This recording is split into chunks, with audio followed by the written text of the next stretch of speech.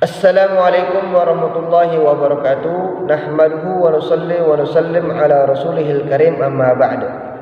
Teman-teman semua, berjumpa lagi dengan saya dalam channel Al-Falanqi Channel. Dalam video kali ini saya ingin menjawab tentang tuduhan sebagian orang-orang Salafi Wahabi terhadap jamaah tabligh, yang pada intinya mereka menganggap bahwasanya jamaah tabligh ini adalah jemaah atau gerakan yang sesat dan menyesatkan. Di antara penyebab mereka mengatakan bahwasanya jemaah tabligh itu adalah jemaah yang sesat adalah, yang pertama, mereka menganggap bahwasanya jemaah tabligh itu adalah kumpulan orang-orang yang berdakwah tanpa ilmu. Kumpulan orang-orang yang berdakwah tanpa ilmu, atau dalam kata kasarnya, baru taubat kemarin langsung dakwah. Baru taubat kemarin langsung dakwah. Nah, itu. Kemudian yang kedua, mereka mengatakan bahwasanya jemaah tabligh ini keluar berdakwah 3 hari, 40 hari, 4 bulan yang tidak ada dasarnya atau tidak ada dalilnya. Kemudian yang ketiga, mereka mengatakan jemaah tabligh ini, orang-orang jemaah tabligh ini lebih memilih ke India, Pakistan, Bangladesh daripada umroh ke Mekah, Madinah. Kemudian yang keempat, mereka juga menuduh bahwasanya jemaah tabligh itu datang ke India untuk menyembah kuburan. Untuk menyembah kuburan. Nah, inilah diantara tuduhan-tuduhan dari Salafi Wahabi yang mereka sering sampaikan, yang mereka sering layangkan terhadap jemaah tabligh. Maka dalam video kali ini saya ingin menjawab tuduhan-tuduhan mereka, sekaligus meluruskan asumsi yang tidak benar dari mereka terhadap jemaah tabligh. Mari kita bahas.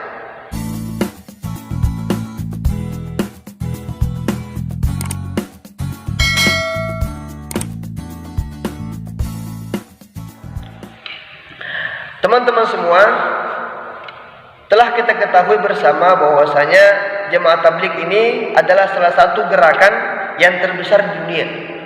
Yang terbesar di dunia. Kenapa saya katakan yang terbesar di dunia? Karena di mana-mana ada jemaah tabligh. Kita ke Indonesia banyak jemaah tabligh, di Malaysia banyak jemaah tabligh, kita ke Thailand banyak jemaah tabligh, ke Arab Saudi juga banyak. Kemudian di daerah konflik seperti Israel, Ukraina, itu juga banyak jemaah tabligh. Bahkan sampai ke ujung dunia itu juga ada jemaah tabligh. Maka saya mengatakan bahwasanya jemaah tabligh adalah salah satu gerakan dakwah terbesar di dunia. Karena jemaahnya ada di mana-mana. Dan awal mula dari gerakan jemaah tabligh ini adalah dari kerisauan seorang ulama yang bernama Syekh Maulana Ilyas. Syekh Maulana Ilyas rahmatullah alaih. Jadi beliau risau tentang keadaan umat Islam zaman sekarang ini yang semakin hari semakin jauh dari Allah, yang semakin hari semakin rusak agamanya, semakin rusak tauhidnya. Maka Maulana Ilyas rahmatullah alaih risau sehingga beliau pada akhirnya, Maulana Ilyas rahmatullah alaih ini mengajak orang-orang yang tinggal di sekitar pondok pesantrennya untuk memperbaiki diri sendiri. Di samping memperbaiki diri sendiri, juga mengajak orang-orang untuk memperbaiki diri. Sehingga sampai sekarang, alhamdulillah, gerakan yang dibentuk oleh beliau itu sudah tersebar di seluruh alam. Sampai di daerah-daerah yang minoritas, yang masih sedikit orang Islamnya, itu sudah banyak jemaah tablighnya. Sudah ada jemaah tablighnya. Namun seiring berjalannya waktu, ada beberapa kelompok ekstrim. Di antaranya Salafi Wahabi yang ingin menghentikan gerakan tabligh ini, yang ingin menghentikan gerakan jemaah tabligh ini, sehingga dia memberikan tuduhan-tuduhan yang tidak jelas, yang tidak benar terhadap jemaah tabligh. Dia mengatakan bahwasanya jemaah tabligh itu adalah jemaah yang sesat. Nah, di antaranya adalah tuduhan-tuduhan yang saya sampaikan tadi itu, yang 4 poin ini. Poin yang pertama adalah mereka mengatakan bahwasanya jemaah tabligh itu adalah kumpulan orang-orang yang berdakwah tanpa ilmu. Adalah kumpulan orang-orang yang berdakwah tanpa ilmu. Nah, jadi ini adalah suatu fitnah yang besar. Suatu fitnah yang besar. Kenapa saya katakan suatu fitnah yang besar? Karena di dalam jemaah tabligh itu juga banyak ulama-ulama. Banyak ulama-ulama. Bahkan yang pertama kali yang membentuk gerakan jemaah tabligh adalah seorang ulama besar, yaitu Maulana Ilyas rahmatullah alaih. Beliau adalah seorang ulama bermazhab Hanafi yang tinggal di India. Jadi kalau kita mengatakan bahwasanya di dalam jemaah tabligh adalah kumpulan orang-orang yang tidak berilmu, maka itu adalah kesalahan yang sangat besar. Kemudian kalau orang Salafi Wahabi juga mengatakan bahwasanya orang-orang tabligh ini berdakwah tanpa ilmu, ini juga adalah suatu kesalahan. Karena orang-orang yang telah berkecimpung dalam jemaah tabligh, dalam gerakan jemaah tabligh, itu mereka dibekali dengan satu kitab, yaitu kitab Fadil Amal. Dan kitab Fadil Amal ini dianjurkan untuk senantiasa dibaca setiap hari. Untuk senantiasa dibaca setiap hari, baik di rumah maupun di masjid. Dan kitab Fadil Amal itu berisi tentang hadis-hadis yang menerangkan tentang keuntungan-keuntungan beramal dan keterangan-keterangan ulama mengenai hadis tersebut. Di antara fitnah orang-orang Salafi Wahabi terhadap kitab Fadil Amal supaya orang-orang itu menjauhi kitab Fadil Amal adalah mereka memfitnah, mereka mengatakan bahwasanya di dalam kitab Fadil Amal itu banyak hadis-hadis dhaif dan hadis palsu. Banyak hadis-hadis dhaif dan hadis palsunya. Kalau mereka mengatakan bahwasanya dalam kitab Fadil Amal itu banyak hadis palsu atau banyak hadis dhaif, berarti dia belum mengenal siapa yang menyusun kitab Fadil Amal. Yang menyusun kitab Fadil Amal itu adalah seorang ulama dari India yang bernama Maulana Zakaria Al-Kandahlawi rahmatullah alaih. Yang beliau juga masih ada hubungan sanad keluarga dengan pendiri jemaah tabligh yaitu Maulana Ilyas rahmatullah alaih. Maulana Zakaria Al-Kandahlawi yang menyusun kitab Fadil Amal itu beliau adalah seorang ulama besar, seorang muhaddisin yang mana keilmuannya itu diakui oleh para ulama zaman itu. Keilmuannya diakui oleh para ulama di zaman itu. Bahkan murid-murid beliau itu banyak yang jadi ulama-ulama besar. Di antara murid beliau yang menjadi ulama besar adalah Sayyid Muhammad bin Alawi Al-Maliki, seorang ulama dari Mekah. Ulama besar dari Mekah yang sudah masyhur di kalangan Ahlus Sunnah wal Jamaah. Nah, ini dalam murid beliau. Maka kalau ada orang yang menyalahkan kitab Fadil Amal, berarti dia tidak mengenal siapa Maulana Zakaria. Dan dia merasa lebih pintar daripada Maulana Zakaria. Yang anehnya, orang-orang yang menyalahkan kitabnya Maulana Zakaria itu tidak mempunyai murid yang menjadi ulama. Sedangkan yang dikoreksi yaitu Maulana Zakaria, yang murid-muridnya itu rata-rata menjadi ulama besar semua. Paling-paling yang menyalahkan kitab Fadil Amal ini adalah seorang mahasiswa yang dianggap sebagai ustadz yang bergelar LC, yang mungkin dia tidak punya murid yang menjadi ustadz. Murid-muridnya Pak, mungkin murid-muridnya hanya suka membid'ah-bid'ahkan, suka menyalah-nyalahkan. Tidak ada yang menjadi ulama besar. Sedangkan Maulana Zakaria yang beliau menyusun kitab Fadil Amal itu murid-murid beliau adalah ulama-ulama besar semua, rata-rata. Nah, kan lucu jadinya. Seorang mahasiswa menyalahkan kitab yang disusun oleh ulama besar. Bukan cuma beliau ulama, murid-muridnya menjadi ulama besar semua. Nah, ini kan lucu jadinya. Nah, kita kembali ke pembahasan. Jadi orang-orang yang berkecimpung dalam jemaah tabligh itu mereka dianjurkan untuk membaca kitab Fadil Amal tersebut. Dianjurkan membaca setiap hari, baik di masjidnya maupun di rumahnya.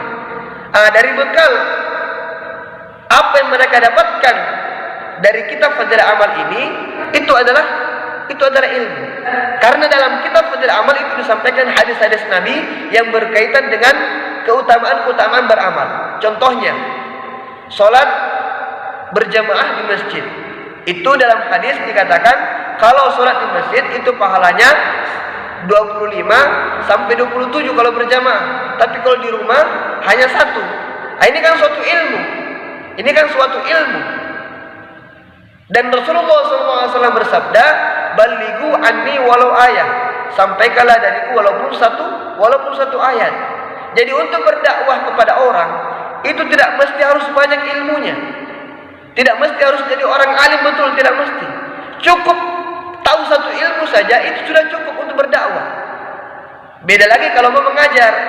Jadi mengajar dengan berdakwah itu beda. Jangan samakan berdakwah dengan mengajar. Kalau mengajar itu harus banyak ilmu. Harus menguasai beberapa bidang ilmu. Itu kalau mengajar. Tapi kalau mengajak tidak perlu harus alim betul. Tidak perlu harus menguasai bidang ilmu fikih, nahwu, shorof, tafsir, tidak perlu. Cukup tahu ilmu tentang sholat saja, itu sudah cukup untuk berdakwah. Ajak orang ke masjid, ajak orang taat kepada Allah, ajak orang untuk sholat. Adapun orang yang diajak itu, kalau dia mau belajar tentang sholat, ya udah tanya ke ustaz, jangan tanya ke jemaah tabligh yang tidak pernah belajar ilmu.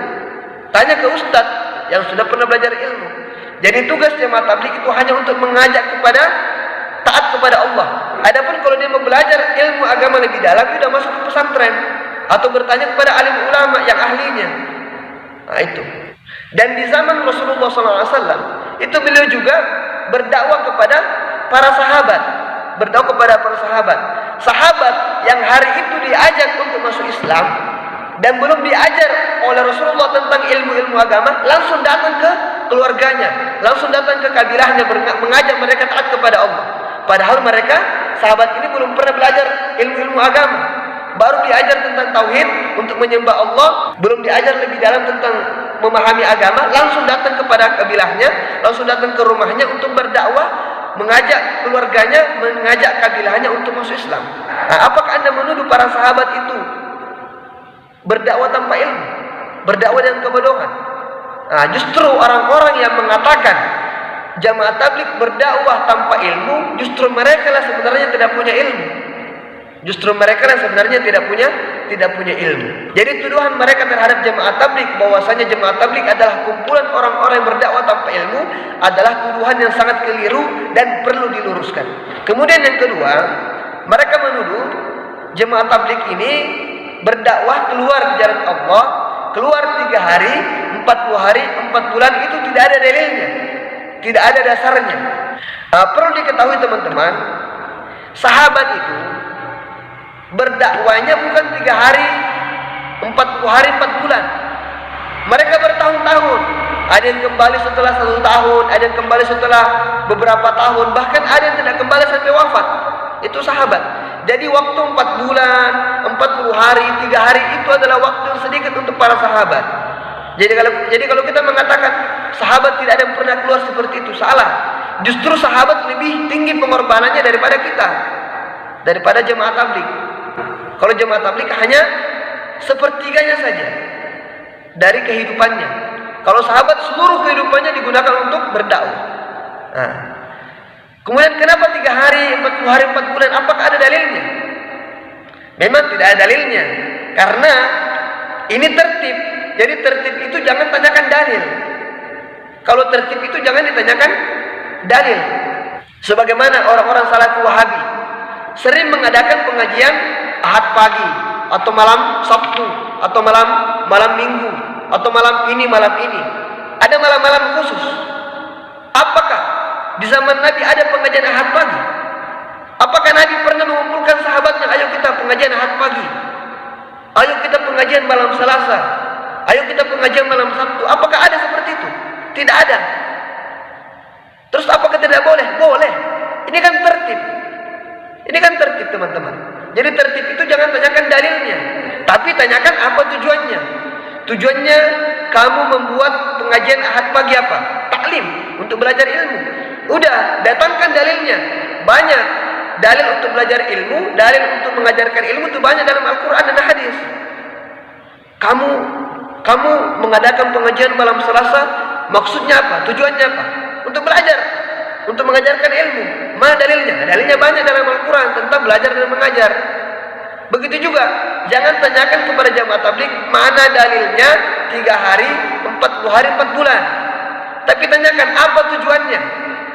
Maka kalau Anda mengatakan apa tujuannya, pasti mereka mengatakan untuk berdakwah. Dakwah itu mana dalilnya? Dalilnya banyak. Dalam Al-Quran, dalam hadis banyak dalilnya. Jadi kalau untuk tertib, jangan tanyakan dalilnya mana, tapi tanyakan tujuannya apa. Setelah Anda mengetahui tujuannya apa, tanyakan apa dalilnya. Jelas dalilnya ada. Masa Anda mengatakan berdakwah itu tidak ada dalilnya? Kalau Anda mengatakan seperti itu, berarti Anda tuh gagal paham lagi di sini. Gagal paham lagi. Kemudian yang ketiga, mengapa jemaah tabligh lebih memilih ke India, Pakistan, Bangladesh daripada umroh ke Mekah dan Madinah? Bagaimana jawabnya teman-teman? Jadi kita itu bukan mau umroh. Kalau kita mau umroh, jelas kita harus ke Mekah dan Madinah. Nggak boleh ke tempat lain. Umroh di tempat lain nggak sah umrohnya, batal umrohnya, nggak sah. Tapi tujuan kita ke India, Pakistan, Bangladesh itu bukan untuk umroh. Kita mau belajar dakwah. Karena menurut para ulama, tempat yang paling sesuai atau tempat yang paling mendukung untuk saat ini untuk berdakwah adalah India, Pakistan, Bangladesh. Kenapa? Karena di sana ada beberapa tempat yang mempraktekkan kehidupan para sahabat. Contohnya di India itu ada tempat yang namanya Mewat. Orang-orang Mewat ini itu kehidupannya sama seperti sahabat. Kalau Anda tidak percaya, silakan Anda datang ke sana sendiri. Jadi kita datang ke sana itu untuk belajar dakwah. Kemudian kalau ada yang bertanya, Ustaz, kenapa kok tidak belajar dakwahnya di Mekah, Madinah saja? Maka kita menjawab, Madinah, Mekah itu sekarang dikuasai oleh Salafi Wahabi. Kita nggak bisa dakwah di sana. Jangankan dakwah, itu kita mau ziarah kubur saja diteriaki syirik sama mereka. Kita dikatakan orang musyrikun. Bagaimana kita mau belajar dakwah? Maka tempat yang paling tepat untuk sekarang ini untuk belajar dakwah adalah di India, Pakistan, Bangladesh. Kalau mau umroh, ya datang ke Mekah, Madinah. Dan bukan berarti kalau kita ke India, Pakistan, Bangladesh itu sudah menggugurkan kewajiban haji dan umroh kita, tidak. Tetap haji dan umroh itu wajib kalau kita mampu. Jadi sudah terjawab teman-teman, kenapa jamaah tabligh lebih memilih ke India, Pakistan, Bangladesh daripada haji dan umroh? Karena jawabannya, kita bukan mau haji dan umroh di India, bukan. Kita mau belajar dakwah. Masalah lebih memilih ya, kalau untuk belajar dakwah kita lebih memilih di sana. Kenapa? Karena di sana itu kehidupannya mempraktekkan kehidupan para sahabat, jadi sangat cocok untuk belajar dakwah. Kalau di Mekah untuk belajar dakwah tidak cocok. Kenapa? Karena di sana dikuasai oleh Salafi Wahabi. Begitu teman-teman. Kemudian yang terakhir teman-teman, biasanya orang-orang Salafi Wahabi itu ada yang mengatakan jamaah tabligh ini datang ke India untuk menyembah kuburan. Ini contoh orang yang tidak mau bertabayun. Sukanya menuduh, ya. Sukanya menuduh tapi tidak mau bertabayun.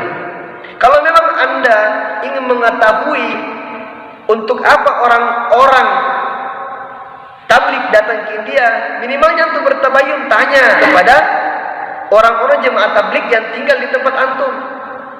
Ya, tanya. Atau kalau mau lebih jelasnya, datang ke India. Datang lihat sendiri apa yang mereka lakukan di sana. Jadi mereka di sana itu datang ke India karena di sana memang ada markas besar, tempat perkumpulan jemaah tabligh terbesar itu di India, yaitu di Nizamudin. Dan memang kebetulan ya, tidak jauh dari Masjid Nizamudin itu ada kuburan. Entah apa itu kuburan orang-orang Islam atau Hindu. Intinya kuburan itu sering didatangi oleh orang-orang Hindu. Mereka orang-orang Hindu itu menyembah kuburan. Nah, makanya mereka itu namanya kuburiyun. Tapi jemaah tabligh nggak ada yang ke sana. Mereka datang ke namanya markas Nizamudin, markas nomor 1 jemaah tabligh di India itu. Mereka datang ke sana dengarkan ceramah. Setelah itu mereka bergerak berdakwah di daerah-daerah sekitar India. Jadi tuduhan mereka yang mengatakan jemaah tabligh datang ke India untuk menyembah kuburan, ini adalah salah besar, kekeliruan yang sangat besar. Jadi mohon dipahami. Mungkin itu saja yang bisa saya luruskan. Intinya tuduhan-tuduhan yang mereka sampaikan selama ini itu adalah tuduhan yang keliru dan tidak ada kebenarannya sama sekali. Mereka hanya memfitnah agar orang-orang itu tidak ikut jamaah tabligh. Karena jamaah tabligh ini termasuk adalah gerakan terbesar, gerakan dakwah Islam terbesar di seluruh dunia. Kalau jamaah tabligh sampai bergerak, maka dakwah Salafi Wahabi bisa terhenti. Maka mereka membuat makar-makar supaya dakwah jamaah tabligh ini terhenti. Nah, tapi lihat, selalu saja mereka tuh gagal untuk menghentikan. Karena banyak orang-orang yang cerdas Allah gerakkan untuk membantah mereka, untuk membantah pendapat-pendapat mereka. Nah, mungkin itu saja yang saya sampaikan teman-teman. Semoga bisa memberikan manfaat bagi teman-teman semua. Lebih dan kurangnya minta maaf. Assalamualaikum warahmatullahi wabarakatuh.